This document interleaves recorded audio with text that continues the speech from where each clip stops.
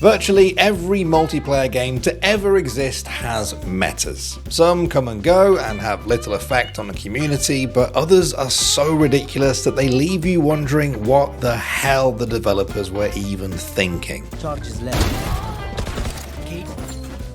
Holy shit, that is unnecessary. I hope they take that out for actual competitive play. Some metas are so bizarre that you're left questioning why you even bothered to play the game that day. But before we get into that, I just want to remind you that we have merch. Head to shop.thescore.com and check out our new black and ivory touch grass hoodies. They are super comfy. And now, here are some of the stupidest metas that ever existed.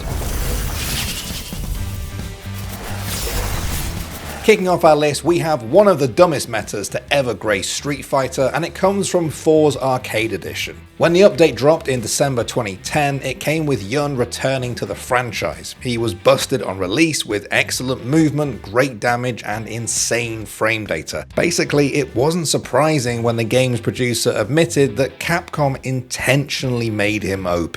But the stupidest part of his moveset was his dive kick. The main reason his movement was good was the dive kick.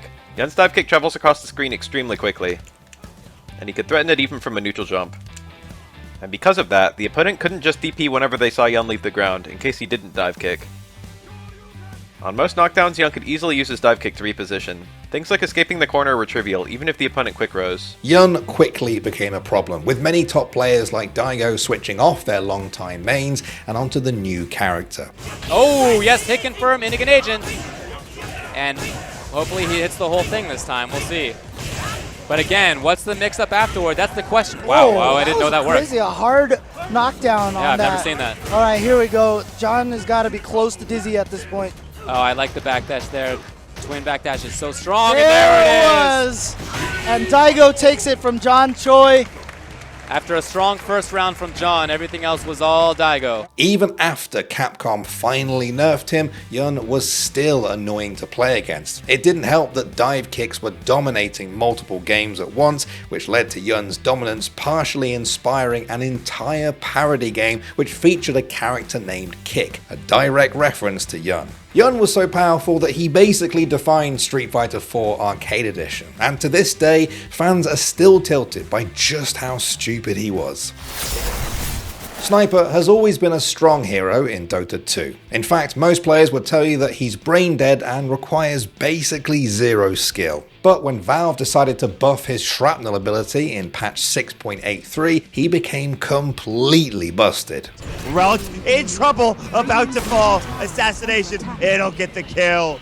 Everybody has buyback except for the Omni Knight. No Rax is gone. They're holding 4 versus 5. What the hell? But the real reason everyone remembers this meta is because of Sniper's voice lines.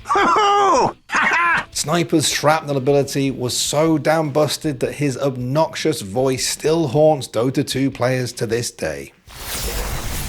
Rainbow Six Siege, a game that has seen some pretty awful metas. We've already covered broken operators like Finker and Lion on our channel, but there was one brief meta that, believe it or not, may have been even dumber. Back in March 2018, patch 3.1.0 finally brought some buffs to Blitz. In an effort to raise his pick rate, Ubisoft made him a 2-speed operator. Most people probably thought this was a reasonable change, but the developers had forgotten one thing about Blitz. Since shields in Rainbow Six already have a natural speed reduction of 0.5, the buff likely should have made him run at 1.5 speed, but once players started playing him on the game's test server, they realized this wasn't the case. Those of you that don't have access to the TTS, Blitz is a monster right now. I would go as far to say as he's the most overpowered op they've ever released in the game, certainly the most annoying op. Blitz was fast as and it didn't help that Lion's ability forced you to sit still while Blitz ran you down. Luckily, Ubisoft recognized their mistake and made Blitz act as intended when the patch went live. But even after the bug fix, his movement speed with his shield equipped still felt pretty fast. Ubisoft even released yet another statement to prove that the average round length had only been reduced by 9 seconds. Over time, his pick rate has gone down, but everyone still remembers rushing sites with Blitz and ending rounds in seconds.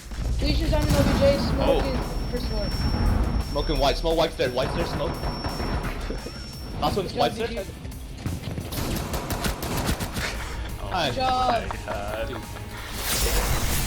Valorant has had no shortage of ridiculous metas. Whether it's weapons or agents, Riot has a real knack for releasing overpowered bullshit, and in the early days of the game, there was a lot of nonsense. Throughout 2020, one weapon in particular was just plain stupid. Texas gonna take the high ground, but Weed is able to help him out. It's a Bucky brigade! BCJ and Weed did clean up everything with the shotguns.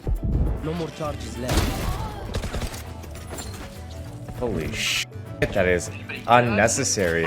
I hope they take that out for actual competitive play in custom games. Shotguns are often used for their close quarters capabilities, but the Bucky could pretty much be used as a sniper rifle. And because the price was merely 900 credits, eco rounds just didn't feel like eco rounds. You could buy a rifle for 2,900 credits only to get right click from a ridiculous range with a Bucky.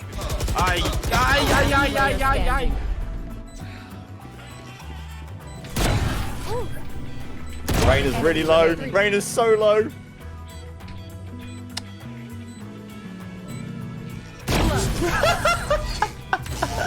I hate this gun. I hate this gun. I hate it. I can't believe that. One enemy remaining. Last time in. Please ace this, Tens. Please, this is free YouTube content. Come on. He's at 130 now. Yeah, it wasn't fun at all. But thankfully, in patch 2.06, Riot finally answered everyone's prayers, nerfing basically everything about the Bucky. Nowadays, the Bucky actually feels like a shotgun. You can still buy it on eco rounds, but it's not nearly as deadly as it used to be. Goats may be the meta that drove people away from Overwatch, but it's not nearly the stupidest. No, that honor goes to the double shield meta. I love double shield! Don't you guys love double shield? Let's go! I love playing Sigma! I love playing Reinhardt! I love playing Orisa! As the 2019 Overwatch League playoffs were approaching, teams figured out that running 2 shield tanks was broken, and that became even more apparent when Sigma was released. This forced players to either break the shields or play heroes that avoided them entirely. It wasn't fun to watch, and it sure as hell wasn't fun to play. Shields! Yes, dude! Yes! Shields! Shields! Shields! Shields! Shields! Put down another shield, another barrier to replace this barrier that just died. Just put down another goddamn shield. Yeah, I love shields. Shields are so much fun. I love shooting shields. I got pulled on the... What is happening, dude? 17 billion shields! This meta had a few comp variations over its lifespan, but its worst offender was the bunker comp. With both shields set up, Bastion would hunker down in turret form and melt enemies from afar. You do actually have to stop the cart at a certain point in time, Jungle Hunters. You can't just stand here and shoot at it while it moves. They do know that, but instead they put an ice wall on it. The Bastion composition is so unforgiving. You get caught once, you get slowed, you're out there. I mean, the highest DPS in the game, sorry, you're just dead. It's not going to happen. You're not getting out. You're not going to turn the fight around. You start to lose momentum against a Bastion, and things just get out of hand very quickly. Both teams were basically just playing to keep their Bastion alive, arguably making Overwatch the most unfun it's ever been. Even today, that was easily one of the most ridiculous comps that Overwatch has ever seen. Back in 2018, League of Legends saw arguably its most boring meta ever. Gold funneling. One of the team's carries, typically the mid laner, would funnel all their gold and XP into one jungle hyper carry on the team, such as Master Yi and Kai'Sa. Speaking of down, we do see that Black Shield be on cooldown for a little bit, used on Faker. Okay, they get the stun here onto Baker, and he nearly goes down. Super low and down. Will go tall. Viper's free hitting. Viper in the back line is looking to do it now. Tall is going to go down, and it doesn't look like they can do it. Baker's going to get taunted up on the right side too, and that's going to be the end of that team fight as Griffin able to clean up from 100%. You want to see some numbers? Here's some numbers. That's a number, nearly 10,000 in one fight. Nearly more than the entirety of the enemy team, and more, of course. Most mid laners swapped to tanky supports like Taric and bought support, gold generating items to help support their junglers and keep them alive even without much farm. Doublelift gave a great explanation of the ridiculous strat to Blitz esports when it first became viable. Basically, the entire point of gold funneling is to interact with the enemy team as little as possible and to just put all of your resources into a champion that can hard carry.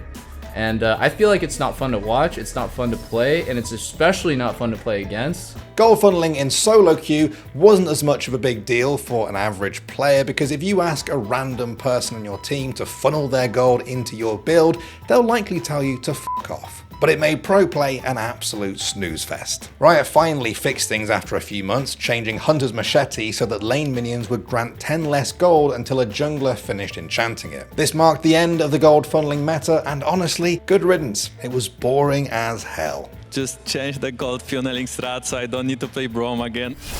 Alright, that was our list of the absolute worst metas in esports, but do you have any that really wound you up specifically? Let us know in the comments. Thanks for watching, and I'll see you all in the next one. I really hate the lane swap meta in League. The team with a stronger bot lane, they might go, alright, well, f this, we're gonna match you. So they would send their duo up top. But guess what? The other duo would then just recall and go bot. Within about a week of this happening, people knew that there's no point fighting it. It was one of those things that actually, if you're a pro player or a coach or whatever, there was a lot of like chess games going on. But from a viewer point of view, you know, watching a game where you might not have a kill in the first 10, 15 minutes, not hype, I would say.